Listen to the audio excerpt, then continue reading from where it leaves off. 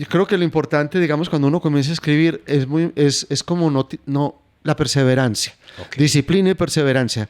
Como uno saber que uno no va, pues que uno escribió uno escribió una novela y que eso ya es el trabajo pues definitivo y que te lo van a recibir para publicar. Eso nunca, eso rara vez. Hay muchos cambios a partir de eso. Rara vez es así. Okay. Muy rara vez una primera novela se publica y sobre todo con éxito. Esto es Solución Adhesiva, el podcast, la rebuena. Hey parceros, bienvenidos a Solución Adhesiva, el podcast, un podcast de emprendimiento, un podcast que habla sobre las historias, sobre los proyectos de las personas. Y hoy tenemos un invitado muy especial. O sea, yo estoy seguro que más de uno se va a quedar inspirado con esta historia el día de hoy. Y también, ¿qué les digo yo? Una persona a la cual admiro mucho hace muchos años y que me tiene fascinado con todo lo que escribe, con la lectura, con la idiosincrasia paisa, colombiana, y para mí eso fue lo que más me conectó. Es un escritor colombiano, digamos, que ha marcado a nivel no solamente nacional, sino internacional. Y les voy aquí a leer un poquito de un fragmento de un libro que yo sé que ustedes recuerdan, un libro, pero además se ha convertido en novela, película y bueno, mejor dicho, ahorita vamos a conocer algo más. Vea pues, póngale cuidado, Atardece en Medellín. Medellín es como esas matronas de antaño, llenas de hijos, rezandera, piadosa y posesiva, pero también es madre seductora, puta, exuberante y fulgurosa. El que se va, vuelve, el que reniega, se retracta. El que la insulta se disculpa y el que la agrede las paga. Algo muy extraño no sucede con ella, porque a pesar del miedo que nos mete, de las ganas de largarnos de todos alguna vez de aquí hemos tenido, a pesar de haberla matado muchas veces, Medellín siempre termina ganando. Esto es un texto, un pequeñito texto de adivinen quién, nada más y nada menos que Rosario Tijeras. Y hoy tenemos a Jorge Franco. Jorge, ¿qué más? Autor de Rosario Tijeras y de muchos más libros que a mí me tienen flechado, cautivado. Y hoy es un honor tenerte aquí, hombre, don Jorge. ¿Cómo estás? Bien, hombre, Jaime, muy bien, muy contento de poder estar aquí en este podcast. Pues siempre es bueno como hacer un repaso de lo que se ha hecho, de los libros que se han escrito. Y bueno, pues tengo un regreso ahora breve en Medellín y para mí siempre pues resulta muy motivante, muy enriquecedor también volver siempre que vuelvo a Medellín, siempre que estoy aquí de visita. Ahora pues voy a estar un tiempito más largo, pero me recargo de Medellín para sí. seguirla contando en las historias. Qué nota, Jorge, hermano. Y para mí, vuelvo y le digo, es un honor tenerte acá. Es un honor, hermano, Gracias. Estar acá con la persona que escribe toda esta cantidad de historias y tenerte aquí de primera mano, hermano. Entonces, muy bacano porque aquí toda la gente se quiere enterar de dónde viene Jorge, cómo fue que escribió su primer libro, cómo tocó las primeras puertas, en qué año fue más o menos, ¿te acordás? ¿Cómo empezó a escribir? Contanos un poquito de historia, Jorge, porfa.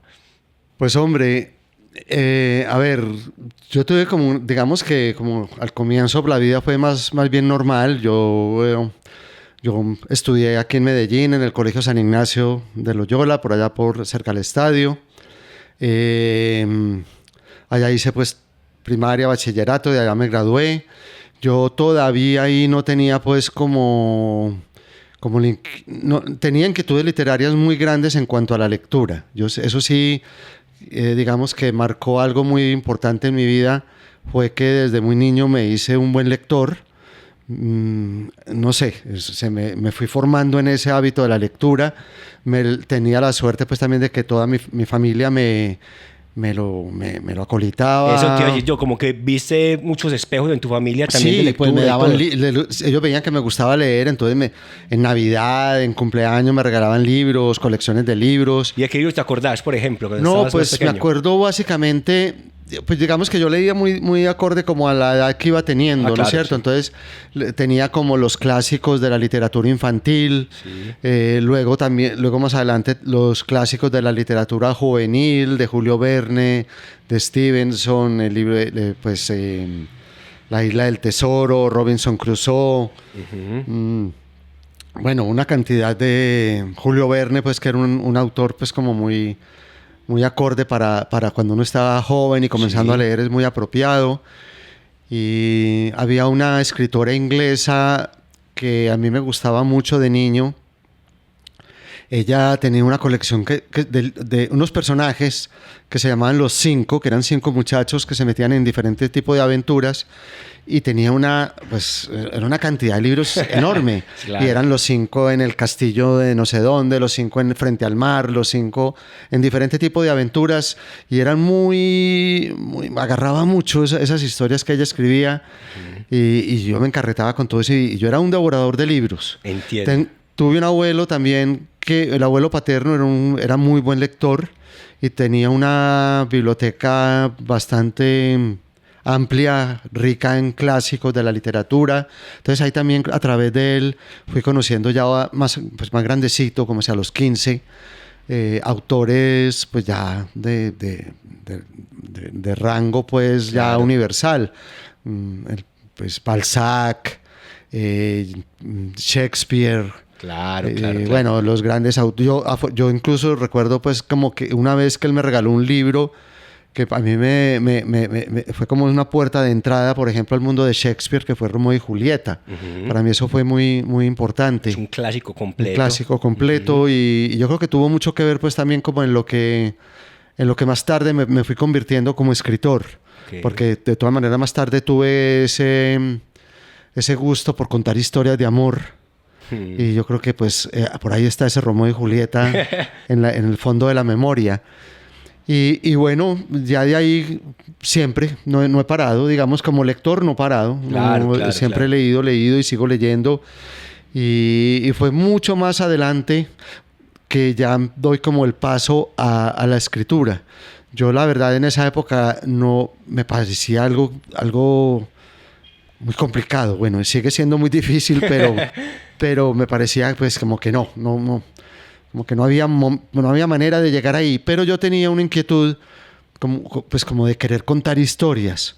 Okay. ¿Y en qué momento te diste cuenta como que, bueno, voy a empezar a escribir la primera? Mira, no, primero, es que eso se dio paulatinamente porque Okay. yo también era muy cinéfilo. A mí me encantaba el cine, me encantaba la televisión. Estábamos pues en una época y en un Medellín que no tenía tampoco muchos espacios para uno pues como encontrar pues como dónde desfogar esas inquietudes. Pues, en el mismo colegio afortunadamente nos pasaban por ejemplo cine cada 8 días, que ellos tienen un gran teatro y tenían una pantalla pues grandísima para las proyecciones de cine. Y tenían también para los mayores un cineclub, y yo entré a ese cineclub ya porque quería pues ver películas con otros contenidos. Okay. Y por ahí empiezo como a acercarme mucho al cine. También había una cinemateca aquí que fue legendaria, que era El Subterráneo, donde pues traían todo lo que era, pues mucho de lo que era el cinearte mundial. Y tenían la particularidad también pues como de mover mucho la cartelera, ¿no es cierto? De tener una película 2-3 días y después otra 2-3 días, no dejarla más de 2 días o 3. Entonces había la oportunidad pues de uno de ver mucho cine. Y por allá, después de terminar el colegio, que quedé un poco en el aire, como muy... Pasa mucho. Sí. O sea, no sabes por dónde coger como muchos. No sabía muy bien cómo hacia dónde agarrar para estudiar. Pues yo de pronto por un amigo me dijo, no, pues tenía un amigo que estaba estudiando cine en Londres. Oh. Y yo bueno, yo no pensaba que eso pues sí que era como... ¿Y qué hay que hacer? Yo le preguntaba y él me dijo, no, es escribir un guión muy corto para una película de 3 minutos. Sí, claro. Y hacer pues como graficar las imágenes. Los planos y todo. Había que hacer un pequeño ensayo también sobre una película. Yo hice eso. Bueno, escribí ahí un cortometraje, una historia muy breve, sin diálogos ni nada, solamente acciones, porque pues creo que teníamos una cámara VHS, pues no creo que Sí. no había más. Y con una imagen muy, muy, muy pobre, pues, ¿no? Sí. Pero con las bueno, uñas, como se dice, pues ahí. Sí, pero bueno, hice eso y lo mandé y me recibieron. Yo me tardé un tiempito en llegar allá a Londres, pero allá estuve 2 años estudiando cine. Y ahí es donde se da el salto a la escritura. Ok. Porque en esta escuela había que escribir mucho. De hecho, pues cuando uno está, todavía lo sigo haciendo, digamos, cuando participo en proyectos audiovisuales, cuando uno va a participar en un proyecto de este tipo, hay que pasar muchas partes del proyecto se pasan por escrito. Ah, La sinopsis de lo que uno quiere contar, sinopsis larga, sinopsis corta, descripción de personajes, que el arco narrativo, todo eso va por escrito. Todo lo teníamos que hacer allá en la escuela antes de entrar pues como en materia de filmar y por supuesto pues la pieza por escrita más importante de todo proyecto audiovisual, que es el guión. Claro. Entonces ahí yo me fui soltando mucho en lo que era la escritura, en la forma de contar una historia para cine. Y había de todas maneras unas limitaciones en la escuela de los proyectos que íbamos haciendo. Uh-huh. Por limitación por los equipos o limitación por los espacios. Entonces, a veces yo las historias que yo quería llevar a esa pantalla, que yo quería filmar, a veces yo tenía que pues limitarme tenía que limitarme a las condiciones que ellos me ponían, pero a veces también me dejaba como llevar y yo decía, esta claro. historia está como buena, pero la voy a seguir contando como sin límites, sin obstáculos, sin claro. fronteras. Pues si el personaje tiene que salir a la calle y a mí la escuela no me deja salir porque no me presta el equipo para... Claro, sí, porque... No importa, yo salí así. De una sola locación, historia claro, de un solo lugar. Exacto, claro. Entonces... y así empecé como a armar lo que fueron como unos primeros cuentos. Okay. Esos primeros cuentos nunca los publiqué, no sé ni dónde quedaron. Eso te iba a decir yo, ¿no los tienes por ahí guardados? No, eso no quedó guardado, nada. Yo guardé en la memoria por ahí como un par de ideas que más adelante sí las desarrollé. Uh-huh. Y las desarrollé como cuento. Esas están aquí en este primer cuento, que es un libro de cuentos que se llama Maldito Amor. Uh-huh. Pero eso ya fue, pues ya terminados los estudios de cine, yo ya regreso a Medellín con la idea de formarme más como escritor. Okay. Entonces tuve la suerte de entrar en la Biblioteca Pública Piloto. Creo que todavía está ese taller de escritura creativa, pero yo tuve la gran suerte de que me tocó de maestro Manuel Mejía Vallejo, que era un escritor que yo admiraba muchísimo. Sí, saludos, claro. Que sí, un gran escritor antioqueño, colombiano, pues ganó el premio Rómulo Gallegos, ganó el premio Nadal en España. Uh-huh. Yo había leído buena parte de su obra y bueno, ahí empecé una formación de a poquitos en este taller. Luego me mudé a Bogotá, allá hice otro taller en la Universidad Central. Uh-huh. Y ya lo que hacía es lo que hacemos casi todos los escritores en sus comienzos, que es robarle tiempo al tiempo para escribir en las horas libres, ¿no es cierto? Sí, claro, porque me imagino que tiene que estar alternando. Claro, sí, porque en ese momento no... Hay que comer. No, sí, no habíamos, pues yo no había en ese momento, no había publicado nada, no. ¿Y cuál fue, o sea, la primera idea, como voy a publicar esto, o podría ser algo para publicar? Mira, yo empecé a trabajar en publicidad en Bogotá. Uh-huh. Y al mismo tiempo entré a estudiar literatura en la Javeriana, porque yo sentía que tenía como algunos vacíos en lecturas y yo quería llenarlos. Sobre todo, digamos, como en literatura muy antigua, pues como retomar clásicos de Grecia, de Roma, okay. Literatura de lo que era en esa época la Unión Soviética, literatura europea clásica. Entonces estuve ahí, pues cogía medio tiempo, cogía como 2 o 3 materias. Uh-huh. Y también sacaba rato para escribir, iba al taller, estuve un año en el taller de la Universidad Central, y luego la misma Universidad Central lanzó un premio nacional de libro de cuento y de novela. Okay. Entonces yo me di cuenta pues que yo tenía ya pues ahí como en la casa, no sé, un poco escrito, 15, 20 cuentos, yo no sé, ya tenía... Son cuentos muy breves, como los mismos que están ahí publicados. Pero yo dije, pues voy a organizarlos y voy a mandar esto al premio a ver qué pasa. Claro. Ya había incluso participado en unos premios antes de cuento individual. no había tenido mucha suerte al principio. ¿Y qué tal eso? La frustración también es tesa. Sí, Porque mucha uno gente- dice, por ejemplo, a veces dice, escribí, mejor dicho, o sea, yo creo que es una cosa fantástica. Pero mucha digo, gente tira la toalla cuando empieza a mandar a premios y no queda de nada. Y además que la escritura no es fácil, o No, sea, y ser yo sé que escritor no es fácil. en la escritura hay que madurar como escritor. Pues hay que. Yo tengo una teoría y es que solo se aprende a escribir escribiendo, no hay otra manera. Sí. Uno puede hacer talleres que ayudan, puede leer libros que ayudan, pero realmente es en la práctica del día a día, en encontrar esa voz propia, esa forma de narrar también muy única, pues o por lo menos distinta al de otro colega. Sí.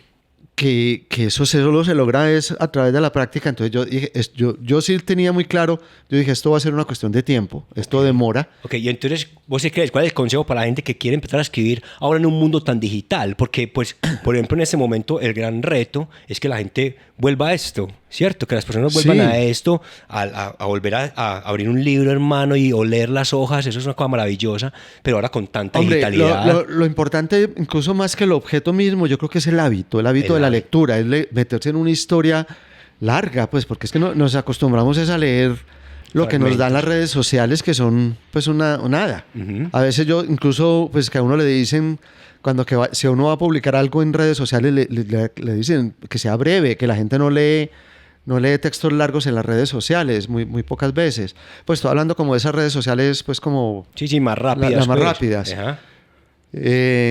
Pero es recuperar un hábito de lectura que ya sea en el libro físico, pues que es es un objeto hermoso y fascinante. Claro. Pero si alguien quiere leer en tabletas, en el Kindle, en el mismo computador, incluso hay gente pues yo conozco gente que lee, que son muy lectores y leen en el teléfono, que a mí me parece Muy un poquito teso, ¿no? incómodo. Oye, a mí también me incomoda eso. Me incomoda, sí. pero yo veo que se leen un libro en el teléfono, pero si les parece, pues lo importante es retomar el hábito.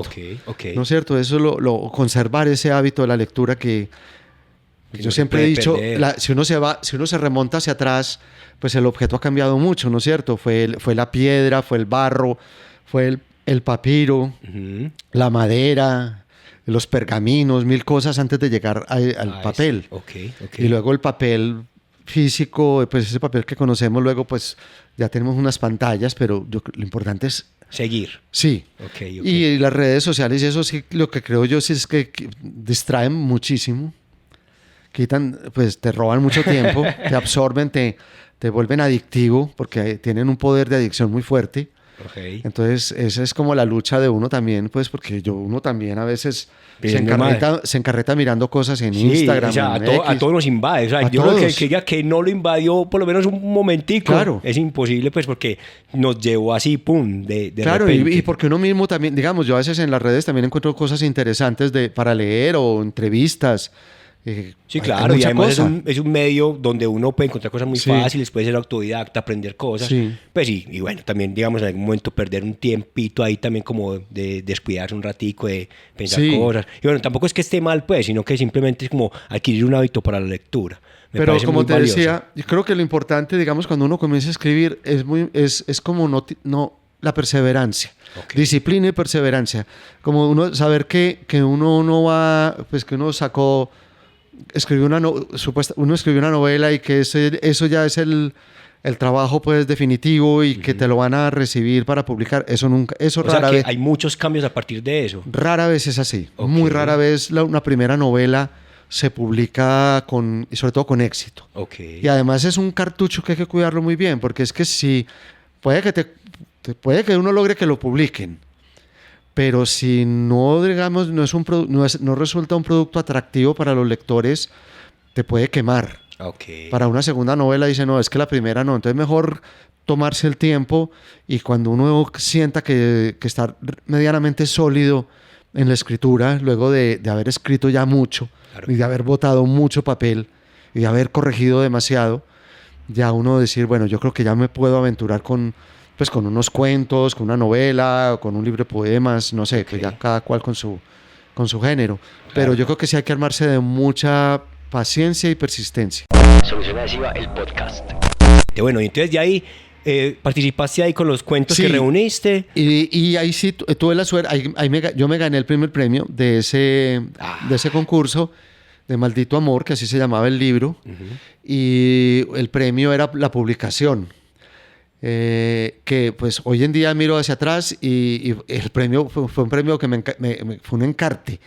Porque fíjate ¿Por qué? que le regalan a uno, pues el premio te dan una caja como con 700 ejemplares. Y entonces, Y ¿dónde uno dice, vendo ¿y esto, ahora qué? qué? Pues yo Ah, le, sí. le di a los amigos, a la familia, pues póngale que yo hubiera repartido 100 libros, pero ¿ahora qué? Entonces me tocó ese trabajo De ir a tocar puertas. a ¿o tocar qué? puertas en librerías, con la dificultad de que la mayoría de las librerías tienen como pues unos contratos directos con las editoriales conocidas. Ok. O sea, no es directamente con el escritor. No, nunca. Ah, siempre es a través de una editorial. Siempre es a través de una editorial, puede ser una editorial independiente o una editorial pues ya de las grandes comerciales, Sí. pero por lo general es a través de ellos. Y aún sigue así. O sea, hoy por hoy es sí, igual. todavía creo que incluso con más Rigurosidad, eso. Ah. Entonces, algunas me decían, bueno, déjenos 5 en consignación. Ah, Entonces yo les dejaba 5 libritos aquí, 5 por allá. qué nota, Eh, hermano. Todo eso. Pues Ah, poquitas librerías. Pero yo sí lo que hice, me acuerdo que eso sí relativamente me funcionó bien, era ir a los medios de comunicación con el libro y buscar periodistas culturales y hacerles llegar el libro. esa fue como una de las Una misiones tarea, ahí sí. que- Yo empecé a mandar al director, al suplemento literario o el suplemento cultural del Tiempo, del Colombiano, yo veía pues que en los periódicos cuál era el periodista que hacía y le mandaba el libro pues por Ok, como correo. para ir abriendo mercado ahí. Viendo ahí y de pronto yo vi que empezaron como a publicar algunas reseñas del libro en algunos medios de comunicación y en otros incluso yo ya vivía en Bogotá en ese momento y también era una época en que había mucho más medios culturales que ahora. Ok. Sentís Pues que ahí había más, ¿sí? claro, había más revistas culturales, por ejemplo. Había revistas literarias. Y creo que ahora sobrevive una que es El Malpensante, pero de resto había más. Yo me acuerdo que en televisión había más programas, eran tarde en la noche, pero había programas culturales. Ok. Entonces yo a todo eso tuve bastante acceso. Entonces ahí pude mover un poquitico, ese libro se fue pudo vendiendo. mover. Y luego, mientras tanto, yo iba escribiendo, ahí yo quise cambiar de género, me pasé a la novela, quería saber cómo se contaba una historia un poco más larga, una historia pues con más personajes, más giros, y hice una novela corta, ¿Cuál no sé fue? si está aquí, Mala Noche. Mala noche, no, Creo no que la tal vez- tengo ahí. no. Creo que Es una no. novela corta. Y la mandé a un premio que se llamaba el Premio Ciudad de Pereira, un premio nacional. Pero la mandé porque de los 3 miembros del jurado, eran 2 escritores colombianos que en su momento fueron bastante importantes, que fueron Óscar Collazos y Germán Espinosa. Ok. Y yo dije, pues que me lean estos 2 escritores, que son pues escritores colombianos bastante reconocidos, que los publicaban las editoriales importantes, comerciales, pues, y A yo ver dije, qué. pues, a ver qué. Claro, o sea, más allá del premio era que usted Sí, que quería yo dije, a ver qué me mueva. ellos te leyeran. Y bueno, y es que ahora, de verdad, pues cuando uno manda estos premios, pues la verdad no sé, pues uno lo que pierde es la impresión del manuscrito y mandar el manuscrito por correo y ya. A ver qué pasa, claro. Pero tuve la suerte también me gané ese primer premio de novela. Qué nota. Entonces, ellos ya sí tenían un convenio con otra editorial para publicar el libro. Ok. Entonces, eso ya no era yo, pues, yendo a tocar puertas en las librerías. Sino que ver si ya me ellos lo leían. movían. Ellos ya lo promovían. Es una novela corta, pues, que tuvo buenas reseñas. También la reseñaron en varios... esa novela incluso ya había ganado una mención de honor en un premio que tenía el Ministerio de Cultura, que ahora no me acuerdo cómo era, no me acuerdo si tenía algún nombre o no, pero sí que Ok. tuvo porque es muchísimo tiempo Claro, atrás. es un poco de años ya. Sí. ¿Y cuántos has escrito ya, Jorge? ¿Cuántos libros? Uy, yo tengo como 8 novelas. A ver, 9 novelas, creo. Ok, 9 novelas. Y un libro de cuentos. Qué nota, qué nota. Sí, Y entonces ahí te ganaste ese premio. Entonces me gané ese premio Sí. y bueno, y ahí empecé a funcionar. Pues, Y ya creías más en vos, me imagino. sí, claro, ya. es que mira, a uno le angustia mucho cuando quiere ser escritor o a uno dice que uno quiere dedicarse a eso, como no tener pues uno quiere mostrar el trabajo, pues uno quiere, uno definitivamente todo escritor escribe para que lo lean. Sí, claro. Pues yo no les, si alguien dice lo contrario, yo no le creo, pues, y yo digo, no tienen que ser miles, pues, si uno aspira a que lo lea no sé, un nicho de gente, Sí, claro. y si son más, pues mucho mejor, pero uno sí aspira a que lo lean, pues. Sí, claro, pues allá para eso es que... Para eso se escribe. Sí, para eso se escribe, Para exactamente. otros, uno escribe pues para uno mismo, compartido para otros, compartiendo el trabajo propio, pues eso eso es así. Y ahí, cuando yo me gané ese premio, yo ya había empezado a escribir Rosario Tijeras. Ah, sí. Hablando Entonces de yo Rosario, empecé a hacer un poquito de prensa con Mala Noche, pues donde a veces sí tenía algunas entrevistas de medios de comunicación, de programas culturales que todavía había un poquito. Y luego, cuando sabes que en Rosario Tijeras, el Ministerio de Cultura tenía un programa, creo que todavía lo tiene, un programa de incentivos Ok. artísticos. Es un premio, pues sí, como un reconocimiento que se da a una obra en su proceso de creación. ¿No es cierto? No es terminada, sino que es en su proceso. Entonces yo me acuerdo que uno tenía que mandar como 2 capítulos, en el caso de literatura, había que mandar 2 capítulos de lo que se estuviera haciendo, Y a veces lo seguían incentivando para que siguieras y escribiendo. te daban un dinero. Ah, El qué premio era un nota. dinero y un reconocimiento, pues, beca nacional de creación literaria. Pues O sea, yo creo que aquí es hacer la tarea, como se dice, ¿sí o Sí. qué? Pues yo creo que el gran reto es hacer la tarea. O sea, que es difícil, sí, pero Sí. hay que hacer la tarea. Como vos decís, si vos querés crecer en la lectura, en la escritura, escriba. hay que hacerla. Y tocar puertas también, mirar Todo. a ver. O sea, yo creo que en todo proyecto es importante como empaparse del tema y mirar Sí. dónde está el gremio. Y si hay que tocar puertas, pues se tocan puertas. Hay que tocar muchas Muy puertas. probablemente te cierren algunas. Muchas. Una cantidad. Muchas. Sean malas que cierren que las que abren. ¿Sí o qué? Muchas. Yo te digo una cosa, yo te cuento una anécdota. Yo Ajá. cuando tuve Rosario Tijeras terminada, yo me fui con el manuscrito y el manuscrito ya, pues, todavía yo no tenía editorial. Tenía la beca que me había ganado y luego con ese, pues, terminé la novela, imprimí el manuscrito. Entonces me fui para Editorial Norma, que en ese momento era muy, muy buena. Claro, fuerte, muy fuerte. Editorial Planeta, me acuerdo que a esas 2 mandé el manuscrito y lo llevé a Plaza y Janés en Bogotá también, que era con la que se había hecho ya la edición del Premio Ciudad de Pereira de Mala Noche. Ajá. Y te digo una cosa, ni en Norma ni en Planeta miraron el manuscrito. Ah, No lo miraron. y lo que es por hoy Rosario Tijeras, pues Y después imagínate. publiqué con esas 2 editoriales casualmente. Ok. Pero los de Plaza y Janés, ellos me dijeron, hombre, no, pues podemos publicarte como que eran como 500 ejemplares, pero no podemos disponer de dinero para promoción. Ok. Entonces yo les dije, pues yo tengo ahí un dinero que gané de esta beca de creación literaria y yo puedo hacer una especie de, pues no sé, Inversión, Sí, claro. eran folletos, separadores, unos afiches, pues papel, pues no sé. Yo no sabía mucho Sí, de eso. claro, pero de parte mía, miren a ver qué Sí, podemos hacer eso, con esto. yo le aporto eso, Claro. Y yo seguía mandando, pues como lo te dije, yo seguía buscando a la gente en los medios de comunicación. Bueno, se publicó con ellos el libro y yo lo mandé a medios de comunicación, a periodistas. Y en una de esas yo conocí, pero en un ascensor, a la que era esposa, a la ex esposa de Enrique Santos Calderón, que en ese momento era el columnista más leído de Colombia. Él escribía en El Tiempo, pero era el columnista más leído de Colombia. Lo que pasa es que los temas de él siempre eran temas políticos. Pero yo le dije a ella, este es mi nuevo libro, te lo presto. Te lo regalo con muchísimo gusto, dale una mirada, pero a ella, porque ella me contaba que ella pues era muy buena lectora y se lo regalé. Y después ella me buscó y yo no me había enterado de nada, pero resulta que ella cuando con su marido, con Enrique, no sé hacia dónde estaban viajando en avión, y era un viaje largo y Enrique como que se le olvidó sacar un libro, llevar un libro, Y ahí estaba el tuyo. y ella lo tenía y él cogió y se lo quitó y empezó a leerlo en el Ay, avión.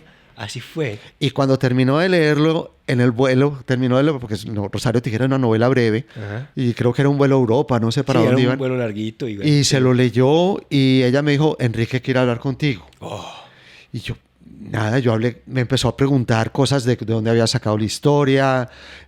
Bueno, no recuerdo porque estamos hablando hace más de 25 claro, años. es que Rosario Tijeras tiene una historia grande. Hace 25 años que se publicó Rosario Tijeras y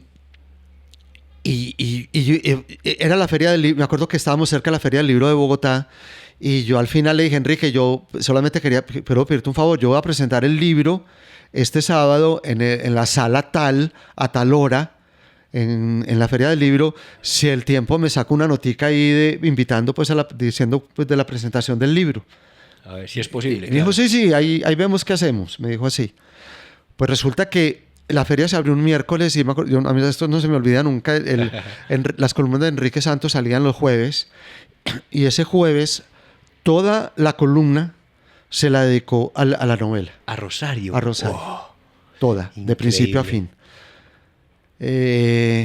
y entonces ahí te pareció como que... No, pues yo era me locura. acuerdo que yo esa mañana, pues yo sí, muy temprano vi en el tiempo la columna, todo eso me emocioné mucho, pero yo no me acuerdo qué me fui a hacer, yo salí del apartamento, yo creo que yo no tenía celular en esa época, Sí. tenía pues el teléfono con el cassette para los mensajes Sí, de sí, la casa, normalito. Sí. y yo llegué como a las 11 de la mañana y primera vez en la vida que encuentro repleto. La cantidad de mensajes ahí. Repleto. O sea, ya no había espacio para más mensajes. Ay, güey, puta. eso, Y eran de Caracol, de RCN, de no sé dónde, de tal parte. Bueno, yo no sé ni cómo consiguieron el teléfono, seguramente con la editorial. Sí, muy probable. Pero y, bueno, invitándote para todo lado. a todo lado. Y bueno, entonces yo llamé a la editorial y les dije, bueno, pues organicémonos ¿Qué en hacemos esto. acá? Sí, claro, y además con un agravante que ese mismo día, esos 500 ejemplares el viernes, al día siguiente ya se habían vendido y no había impresos. Y estaba la gente empezando pidiendo. la feria del libro, empezando. Uy.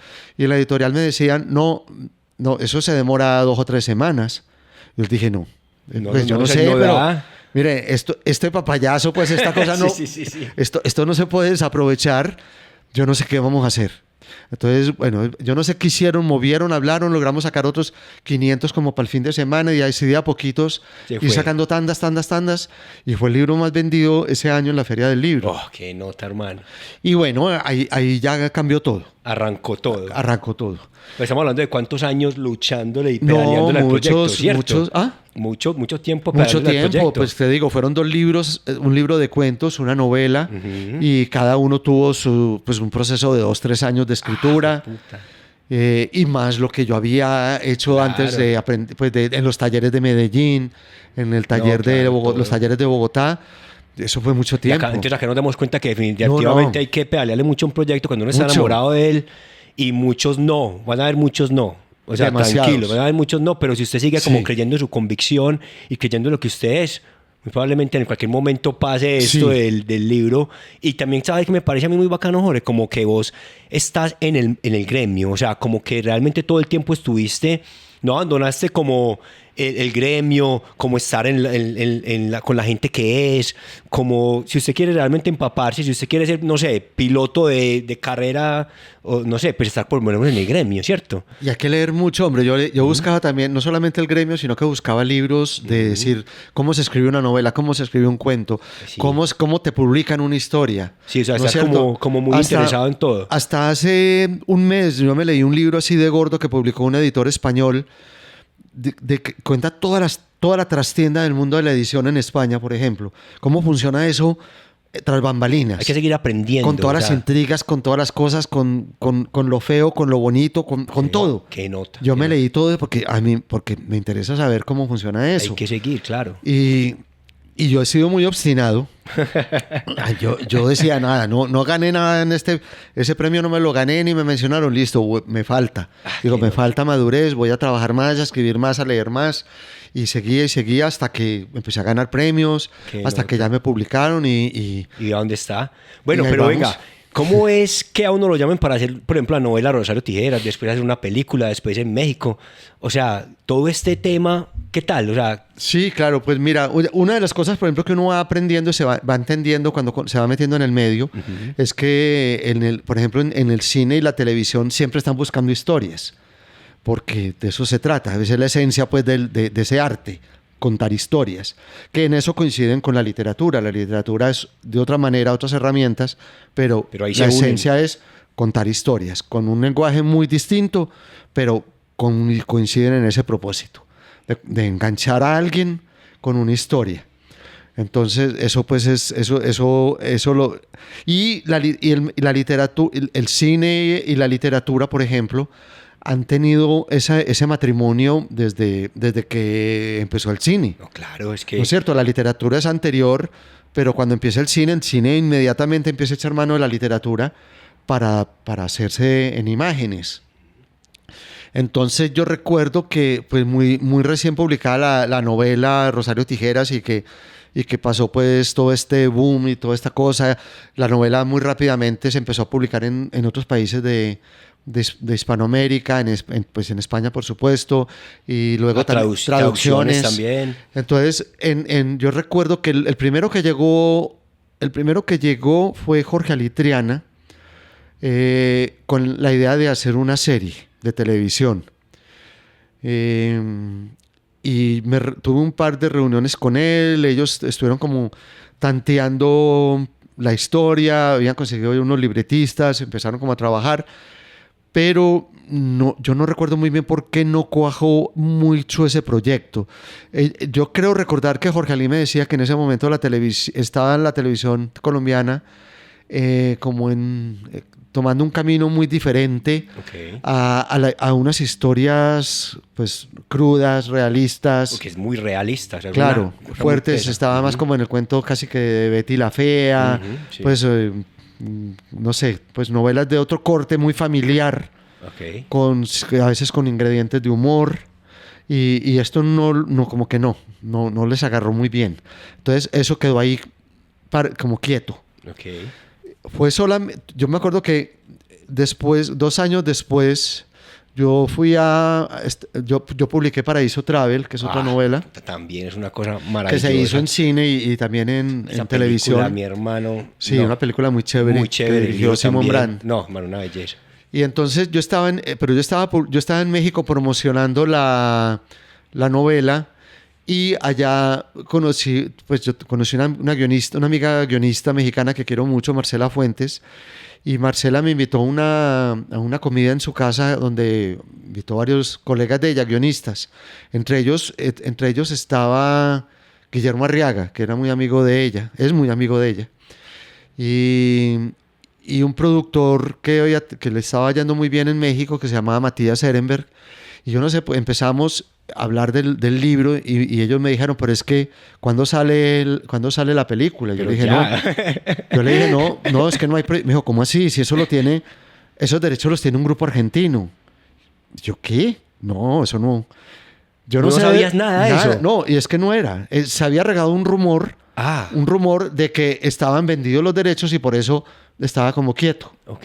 Yo no sé dónde salió ese rumor. Y que eso no era cierto. Ya arrancaban a grabar. Y me dijo, Matías me dijo, mañana almorzamos. Me dijo, mañana paso por ti y almorzamos. Tenemos que hablar. Tenemos que hablar porque a mí este libro me lo mandó, yo lo leí, me lo mandó un amigo, pues un gran amigo que es director de cine que vive en Francia. Mexicano, pero vive en Francia. ¿Dónde iba ya la cosa? Entonces me dijo... Y bueno, fuimos a almorzar, todo eso, y me dijo, no, ya, pues yo tengo que...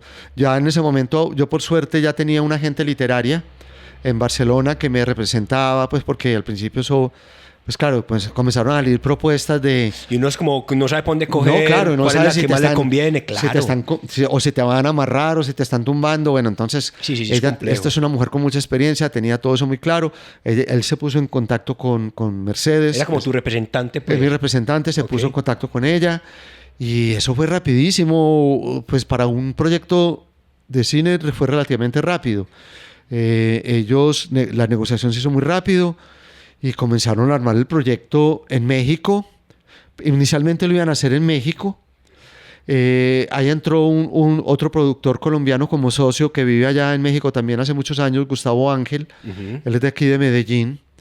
Y Gustavo les dijo, "Vea, vamos a Medellín. Vamos a Medellín. Yo quiero que ustedes vean la ciudad. Ah, qué nota. Quiero que la conozcan." No, y además se unten, o sea, es que uno lee y Claro, entonces la ciudad empieza- es protagonista. Claro, la ciudad es completamente protagonista. La ciudad es protagonista. Entonces los trajo a Colombia, los trajo a Medellín y Gustavo me cuenta que ellos empezaron a bajar del aeropuerto por Las Palmas a Medellín y que apenas vieron eso allá dijeron, esto aquí se hace, Aquí es. aquí es. Y entonces ya, Las casitas, todo. ya se cambió claro. pues como el equipo de producción para acá, se empezó a hacer el casting acá en Colombia. ¿Y vos ahí tenías algo que ver o ya habías vendido No, todos los derechos? ellos tenían su propio guionista. Ah, ellos, claro. ellos querían trabajar con su propio guionista, que es un guionista argentino. Sí, me imagino que ya lo remoraron un poquito. Sí, y querían trabajar con él, pues no sé, ya habían trabajado antes y Claro. les daba confianza. Marcelo Figueras se llama él, un argentino que también es escritor. Y bueno, hicimos como un trato amistoso de que ellos me mandaban las versiones del guión, yo lo leía y hacía mis notas. Ah. Ellos podían tomarlas o ignorarlas y seguir con la idea. Ok. Entonces, algunas observaciones mías las tomaron, otras no. Emilio Mayecker, el director, me pidió más adelante, después de hablar mucho, dijo, aquí faltan 2 escenas, me pidió que las escribiera. Ah, De las 2 solo usó una. bueno.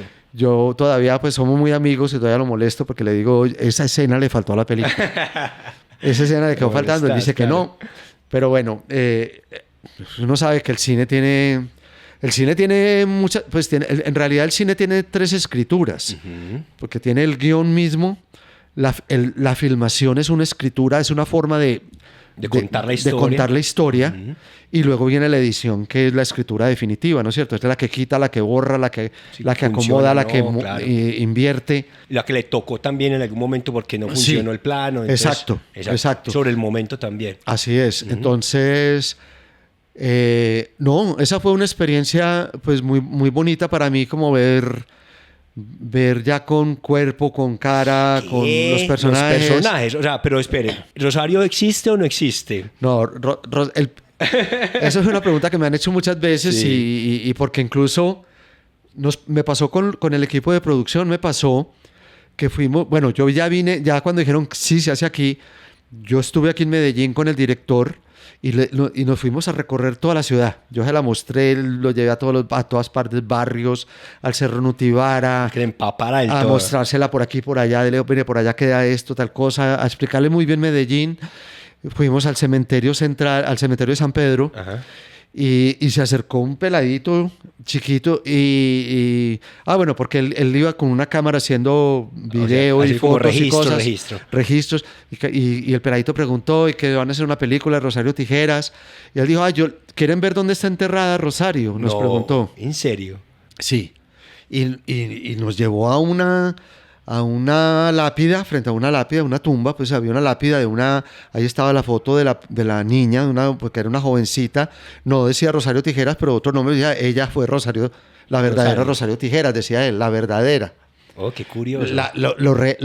Lo real es que este es un personaje que está inspirado en muchas cosas, primero en varios testimonios, no solo uno, sino fueron varios. Está investigado también en una lectura muy exhaustiva que yo hice del tema del sicariato, del tema de la influencia de la religión en el sicariato y en estas pandillas. Y además que te tocó vivir toda esa parte. Claro, a mí me tocó pues, vivir mucha cosa de eso. Mucha cosa de eso aquí en Medellín. Mucho. Era complicado. Mucho. Yo tenía pues memoria, un poco de memoria de las mujeres que uno veía con los muchachos, con las pandillas. Sí, claro, porque es como inspirado en los 80. Sí, es muy ochentera en ese sentido. Entonces todo Sí. ese tema, todo ese tiempo de Medellín, Sí, desde el que 84, era pues, un caos total. Un caos total. Un caos total. Una cosa muy tesa a nivel social. Total, un desorden muy complejo. social, un Exactamente. caos, el valor de la vida en ceros, llevado a ceros. Qué berraquera, pero sí Muy- fue muy duro, complejo, muy difícil. complejo. Vos pudiste sacar esa parte también, Sí. como en cierta forma una parte mala, pero una parte también muy inocente, muy bonita de parte de ahí como sacada de esa persona fíjate que- y que es la que- vida la va llevando. Es que eso se fue metiendo en Medellín, eso se fue metiendo en la ciudad y nos fuimos dejando como enceguecer por ese poder lleno como de lujo, de bulla, de ruido, de dinero, de droga, del narcotráfico, ¿no es cierto? Sí. Y eso, y veíamos riqueza y creíamos que, pues que no, que pues como que habíamos tocado el cielo Sí, con esa riqueza Se cuando vimos deslumbraba mucho. que lo que estábamos engendrando era un monstruo que después se devolvió contra nosotros mismos, porque fue un monstruo que nos atacó. Sí, es verdad. Y nos atacó con terrorismo, y nos atacó con bombas. Y que hoy por hoy sigue y afectando dejó, un montón. pues digamos como ese reinado de Escobar dejó más de 40.000 víctimas, no digo muertos, pero víctimas entre muertos y damnificados de esa violencia fueron más o menos más de 40.000. Una cosa impresionante. Una cosa impresionante. El que no tuvo que ver, pues por lo menos un vecino sí, o... Todos O sea, tuvimos tuvimos algo, que ver, ¿cierto? a todos nos tocó por algún lado. Sí, por algún lado. Si se fuera con un vecino, un familiar, o así fuera del mismo barrio. pues, Amigo, una un cosa- compañero de ¿cierto que colegio, sí? alguna cosa, algo nos tocó. Sí, es verdad, es verdad. Y entonces... hablando de esta Rosario que estaba ahí... Sí. Entonces, o sea, a eso se le escribe, o sea, a eso... Sí, le entonces yo escribiste, empecé Jorge. como a contar, yo dije, yo quiero contar esa dificultad de ese Medellín en esos años, Ok. con todo este caos pues que acabo de comentar, pero yo quería contarlo como a través de una historia de amor, ¿no es cierto? Como entre dos mundos muy opuestos. Ahí está Romeo y Julieta. Ahí entra, ahí entra ese Romeo y Julieta mencionabas. que mencioné al comienzo, Sí, claro. que sí, que pues es dos grupos irreconciliables, casi irreconciliables. ¿No es cierto? Que en Medellín lo curioso fue que tuvieron ese punto de unión como en algo que eran como una especie de templos, que eran las discotecas. En esas discotecas era el punto de reunión de todas las clases sociales, de todos los extractos, de todos los orígenes alrededor de ese nuevo Dios que había aparecido ahí, que era el poder y el dinero de lo narco. Claro. Estaba todo ahí, eso pues era como... Ahí, ¿No es cierto? bandeja Y ahí. ellos tenían las salas, los reservados, las salas VIPs, Y muchos jóvenes de deslumbrar por todo ese poder. por ese poder. Claro, por esa exclusividad también. Muchos jóvenes que nunca tuvieron oportunidades en Medellín empezaron a tener dinero, muchísimo dinero, y comenzaron a tener acceso a estos lugares, Claro. y a tener y a las mujeres y Una cosa a impresionante. una vida que nunca imaginaron, que ellos incluso sabían el riesgo que estaba, que el famoso dicho que ellos tenían: no importa cuánto se vive, sino cómo se vive, que era como una premisa que ellos mantenían muy, muy, muy firme, de decir: aquí vamos a vivir esa millón, Sí, porque claro. esto va a durar muy poquito. Sí, claro, tenían esa Y mentalidad también. bueno, ya había habido unas manifestaciones artísticas bien interesantes sobre ese tema, como Rodrigo de la película de Víctor Gaviria. Estaba la novela de Vallejo, de aquí de la Virgen de los Sicarios, Sí. de la Virgen aquí de Sabaneta. vecina. Sí. Y había un libro muy valioso, no era ficción, sino de no ficción, de Alonso Salazar, No nacimos pa' semilla, También, sí. que era pues testimonio. Eso me sirvió a mí muchísimo para ir construir dándole esta como historia, sí. un horizonte a la cosa. Claro, porque era un libro de testimonios reales de estos muchachos que estaban en estas pandillas, y eran desgarradores esos testimonios, pues, Muy porque complejo.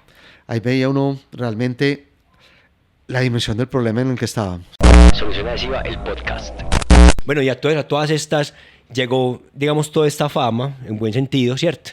Se hizo la película primero, luego se hizo la novela, ¿fue cierto? Fue como en esa secuencia. Luego se hizo una serie larga, pues, como una telenovela. Eso era... Yo recuerdo que yo hacía mucho, conocía al equipo de Teleset en Bogotá, que es un equipo muy profesional para hacer proyectos audiovisuales.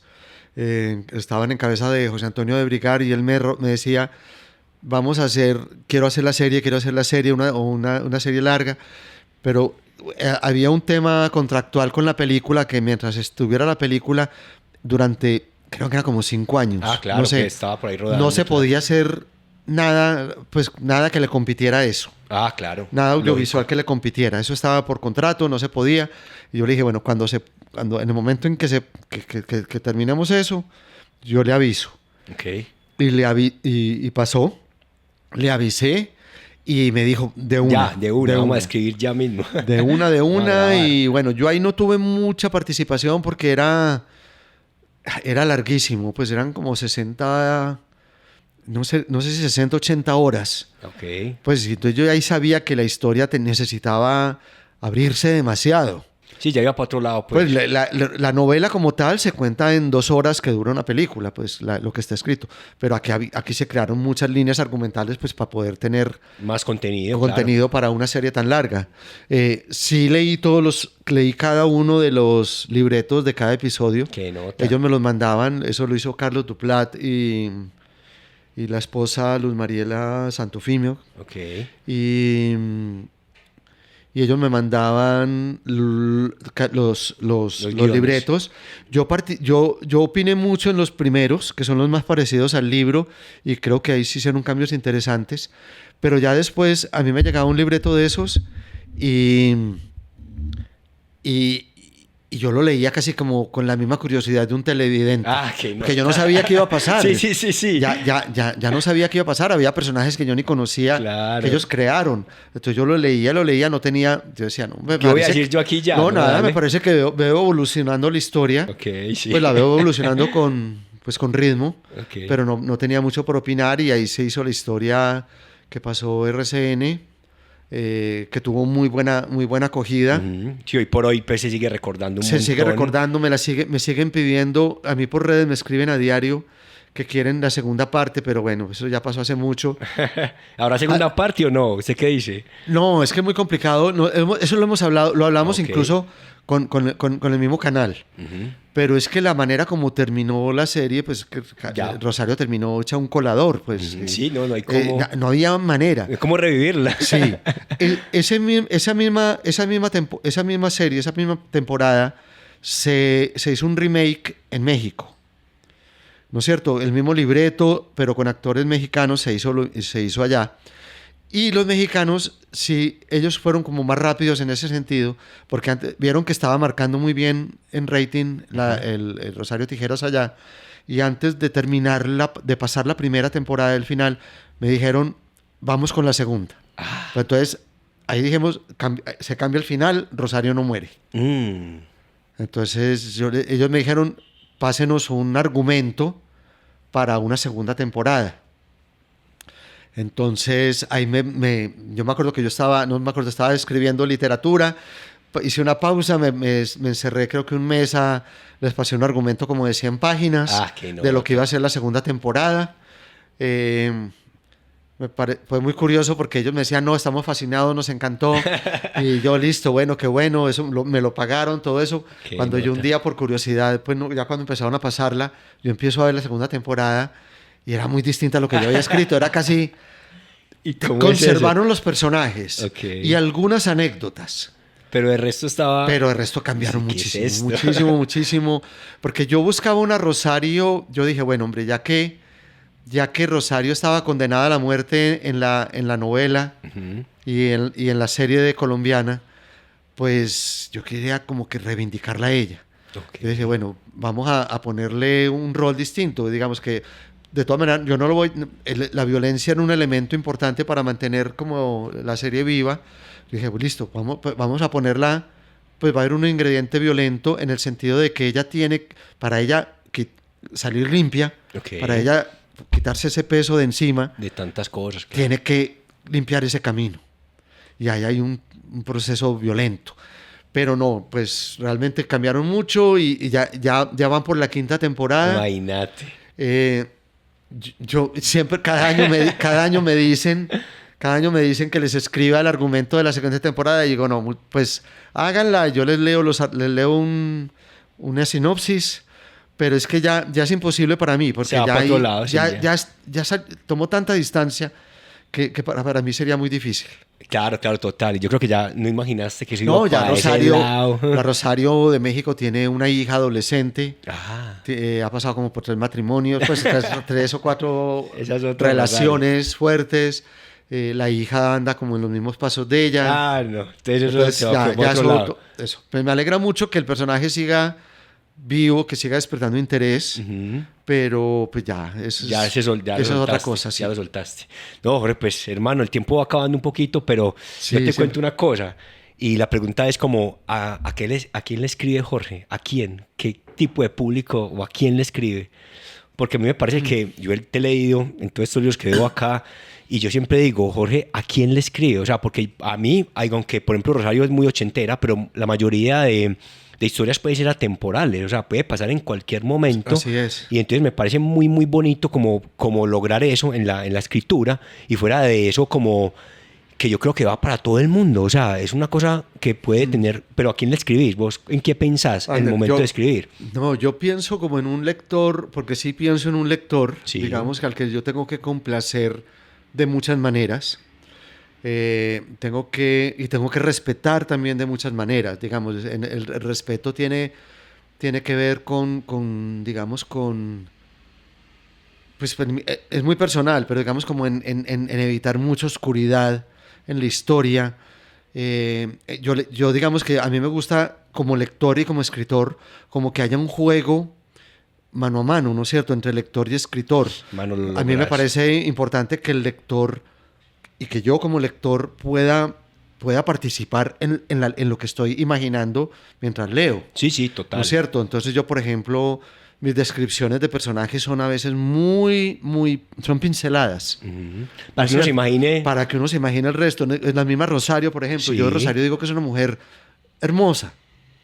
Pues digo que muy nuestra, pero es que ¿eso qué quiere decir? Pues muchas cosas. Claro. Una ciudad como Medellín, pues que aquí encuentras pues de la mono ojiazul hasta pues la mujer morena, negra, hermosa también, uh-huh. La raza con mestizos mezclados, pues una ciudad que tiene como tantos cruces, hay de todo, y además porque empezando que la belleza es una percepción muy personal. Claro, total. Totalmente subjetiva. Uh-huh. Entonces, y digamos, si la novela tiene una estructura, decir, voy a contarla de presente a pasado con regresos al presente, pues yo trato de respetar esa estructura de principio a fin, uh-huh, para que el lector no se enreda, no se pierda, exacto.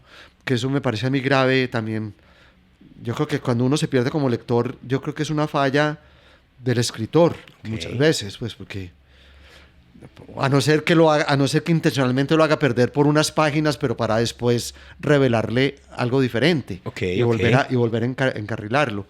Pero yo sobre todo pienso como en los lectores que leen por placer, ¿no es cierto? Como, uh-huh, que dicen, me voy a sentar a leer porque quiero entretenerme con este hábito. ¿Qué nota? ¿No es cierto? Quiero desconectarme de problemas, de tiempo, de realidad, del aparatico del teléfono. Sí. Y quiero meterme en un mundo que medio conozco, o que es desconocido para mí, o que conozco muy bien, porque eso no. Claro. Porque eso no. Y hay una cosa que también es maravillosa en la literatura, y es que la literatura genera muchos espejos en los que uno como lector se ve, y uno se ve muchas veces como a título personal, pues como persona, o se ve también como comunidad. Sí, claro, total. Entonces, total. Y puede ser una historia del siglo XVII, del siglo XVIII, eso no importa, o puede ser una historia futurista, pero a veces... son seres humanos ahí teniendo seres historias humanos, de seres humanos. Y la esencia, digamos que los grandes temas de la humanidad no han cambiado mucho, uh-huh, ¿no es cierto? Y ya pueden pensar, por ejemplo, hay historias como el amor, la guerra, la violencia. Ahí están todo el tiempo. Eso toda la vida, pues desde siempre ha estado ahí. Claro. Entonces yo pienso mucho en eso, no pienso mucho como pues en el lector intelectual que tiene que encontrar en mi literatura una propuesta narrativa distinta, o un libro que cambie la historia de la literatura. Pues nada de eso, yo no espero... Pues Jorge, yo te digo una cosa, a mí, por el lado mío, con mi experiencia, sí, a mí me atrapaste un montón. O sea, yo creo que lo que me atrapó a mí de tu lectura, hermano, y lo aplaudo un montón, es esa idiosincrasia, esa facilidad de poder uno digerir fácil la novela y digerir fácil los personajes, de saber si hay un flashback que sea fácil de decir, esto es un recuerdo, esto es un flashback y va a volver y me voy a enganchar otra vez.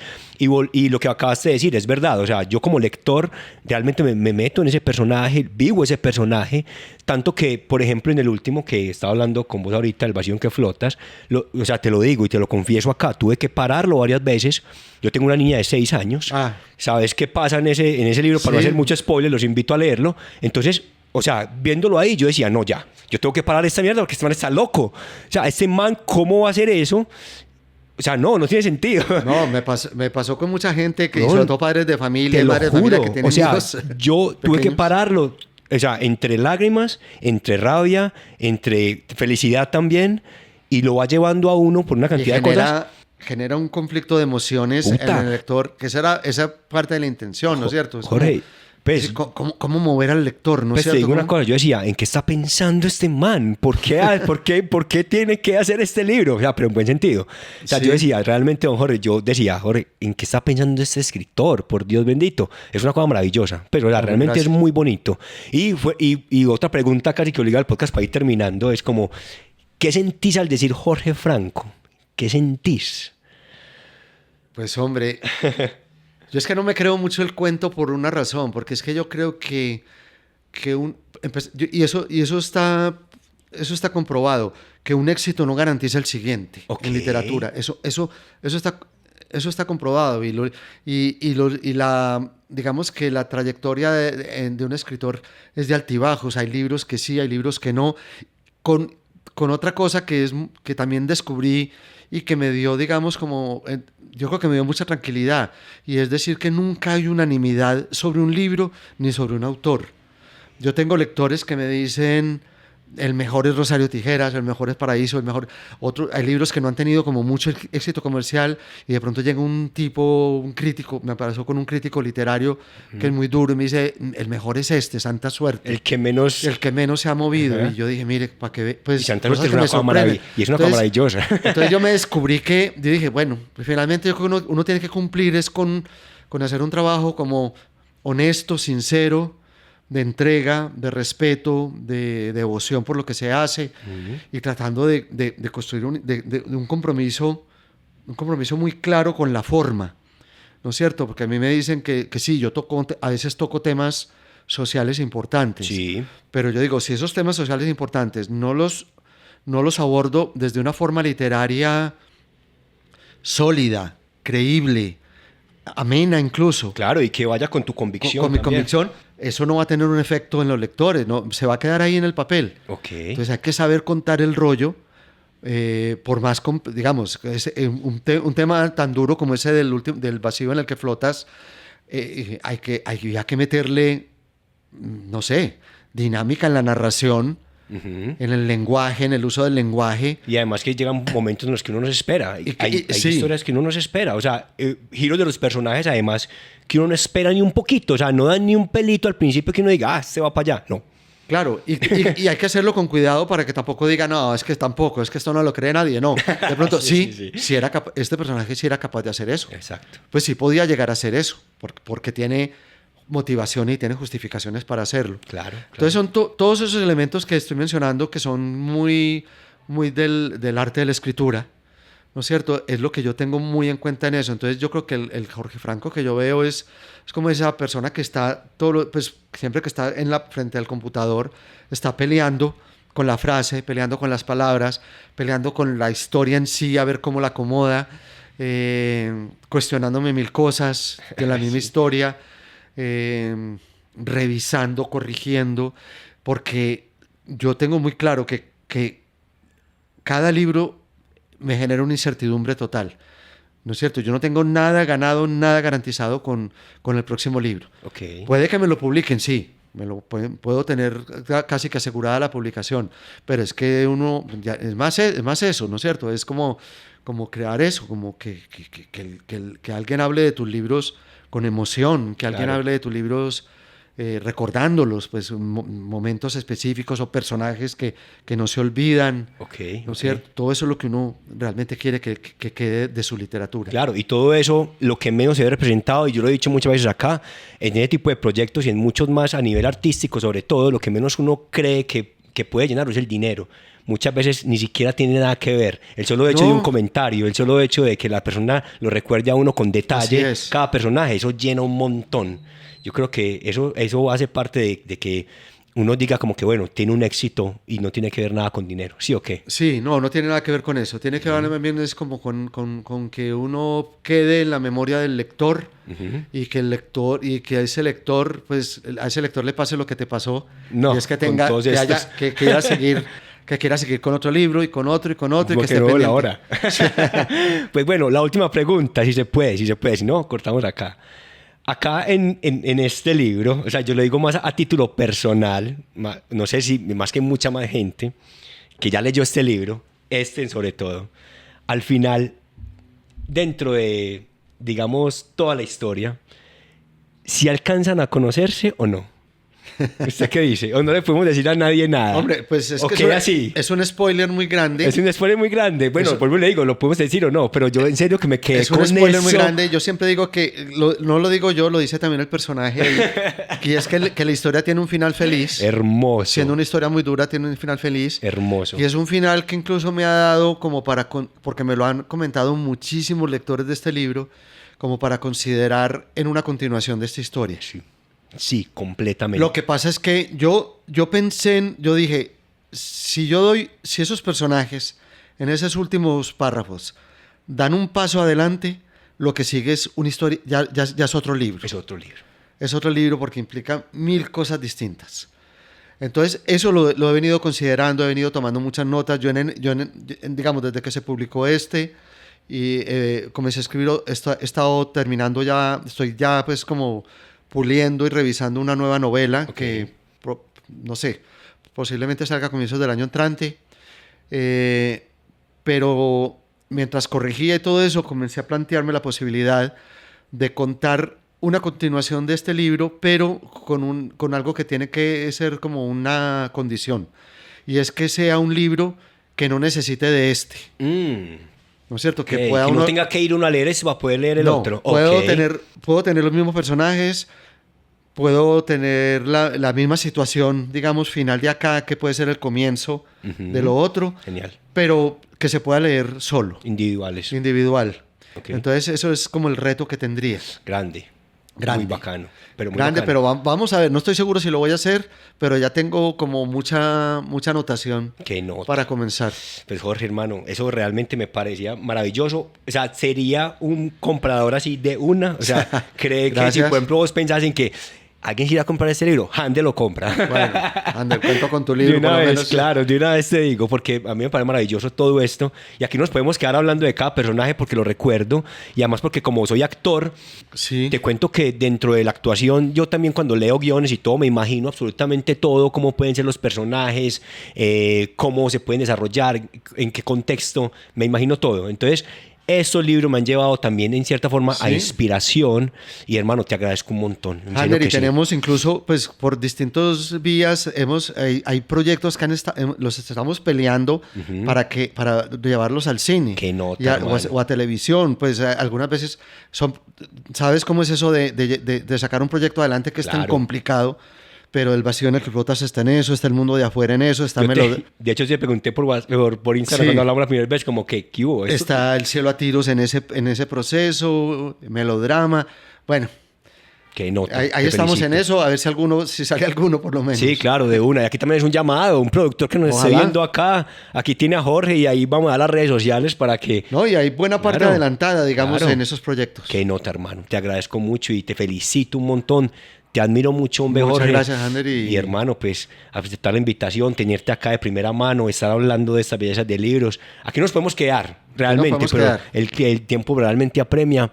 Pero te digo una cosa, yo, hermano, me siento muy complacido. Muchas gracias por aceptar la invitación. Yo sé que también tienes muchas cosas que hacer, pero finalmente, pues, hermano, estar aquí cumpliendo también dice mucho de vos, como autor, como escritor, como persona también. Hermano, solamente quiero agradecerte. Por un lado, por estar acá en el podcast, pero por otro lado, por esa excelente escritura. Muchas gracias, hombre. Y porque son libros, como vos decís, para personas que quieren, digamos, leerlos y también como generar ese hábito y muy recomendados toda esa cantidad de novelas porque, o sea, realmente sí enganchan y te hacen perder un ratico de esa realidad muchas veces en buen sentido, ¿cierto? Que a veces necesita desconectarse y no solamente sea con el deporte ni con una cantidad de cosas que también se pueden, pero por ejemplo, muy recomendado, un libro, por ejemplo, de Jorge Franco para usted, digamos, perderse un ratico de esa realidad y ir a vivir otros personajes. Una belleza. Esa es la idea, digamos, de mi escritura, como lo dije ahora, y siempre pues como pensando que que mi trabajo no es nada sin la presencia de un lector. Tan bonito. Muchas gracias, mi hermano. Y No, bueno, gracias, hombre. te digo de que nuevo. no de una. Y aquí en Soluciona de Sí vamos a dejar las redes sociales ahí. ¿Cómo estás en redes? Sí. Como Franco en Instagram. Franco R. Jorge. Franco R. Jorge. Ahí en está. Instagram, X, Facebook. Ok, sí, en las plataformas. Esas, Ah, bueno, una básicamente. belleza, hermano, una belleza. Ahí, si quieren enterarse más de esto, pues obviamente dicen el podcast, suscríbanse ahí al podcast. Ahí también vamos a tener por ahí reseñas de Jorge. Y les cuento que en Solución Adhesiva, aquí hago una cuñita para allá de solución. Hacemos, vea, sticker, etiquetas, impresión gran formato, publicidad. Entonces, lo que necesites también, bienvenido. Mil Y a gracias, toda la hombre. gente también. Hermano, no siendo más, no siendo menos, vuelvo y te digo, complacido de tenerte acá. Y muchas gracias. No, Invitemos gracias a la a gente, ustedes ¿listo? y por supuesto a todos los que nos están viendo. Hágale pues la buena. Todo bien, la re buena. Chao, chao, chao. Esto es Solución Adhesiva, el podcast. Un podcast lleno de energía, hecho en Medellín, Colombia, con la producción de Solución Adhesiva y la conducción Hander Cano. La rebuena. Don Jorge, hermano, ¿bien o qué? ¿Qué tal, hombre? ¿Cómo va todo, papá? Bien. Qué bueno tenerte por acá, hermano. el placer es mío. Qué nota, mi hermano. Vea, pues, póngale cuidado. Acá, este vaso, se lo vamos a dar a todas las personas que vienen al podcast a Solucionar Adhesiva. Hombre, bien, Vea gracias. por acá, hermano, para que tome, para que se refresque, Uy, porque qué rico. hoy por hoy estamos en Medellín con mucho calor. ¿Sí? El personaje que me haya marcado a mí, fue puta, el mono de... Del mundo de afuera, sí. Puta,